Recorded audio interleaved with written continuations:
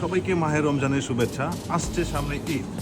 তো ঈদকে ঘিরে আমরা আছি আজকে বাংলাদেশের কুখ্যাত বিখ্যাত শপিং মলে। আমি আছি আজেরা রিপোর্টার, ফালতু আমার কোনো যোগ্যতা নাই, তাই আমি নেমেছি আজকে রিপোর্টিং করতে। আমি দেখবো আজকে মানুষ কি করে, কিভাবে শপিং করে আমি দেখাচ্ছি। চলেন তাহলে।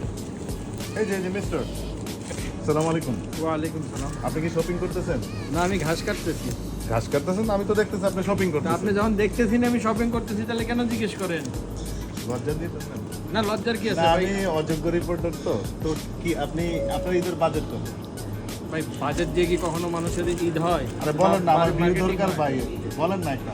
ভাই আপনার আজাইরা টাইম আছে, আমার এত আজাইরা টাইম নেই ভাই। আরে ভাই, আমার তো ভিউ দরকার। ভাই, বলেন অনেক- না আপনার বাজেট কত প্লিজ। ভাই বাজেট দিয়ে কখনো মার্কেট হয় না, যে যার জায়গা থেকে তার সামর্থ্য অনুযায়ী মার্কেট করে ভাই। আমি তো ছাগল রিপোর্টার, আমি তো আজাইরা রিপোর্টার, বুঝতে পারছি। আমার চ্যানেল হচ্ছে আজাইরা টিভি। ভাই অযথা বিরক্ত করবেন না, এক কথাই বলছি যে বাজেট দিয়ে ভাই কখনো কোন না, মার্কেট please। হয় না ভাই। ভাই প্লিজ আপনার বাজেট কত? ভাই আমার কোনো বাজেট না ভাই। Please, ভাই বাজেট কত? ভাই আমি আপনার? ভাই আমার সময় নষ্ট করবেন না ভাই, আপনার মতো কত আজাইরা ভাই? সময় আমার নাই ভাই। এই বাজেট- বাংলাদেশের কিছু ফালতু রিপোর্টারদের উদ্দেশ্যে বলতে আচ্ছা, এই ভিডিওটার বানানোর উদ্দেশ্য হলো যে কিছুদিন যাবত ফেসবুকে, ইউটিউবে এসব ভিডিও দেখতে দেখতে আমরা আসলে সাধারণ জনগণ খুবই বিরক্ত।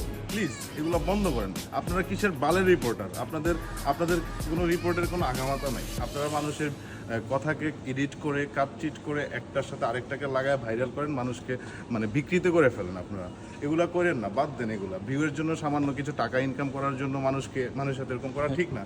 আপনারা তো মনে হচ্ছে আপনাদের ফ্যামিলি সব বিক্রি করে দিবেন শুধু ভিউয়ের জন্য। প্লিজ এগুলা বাদ দেন।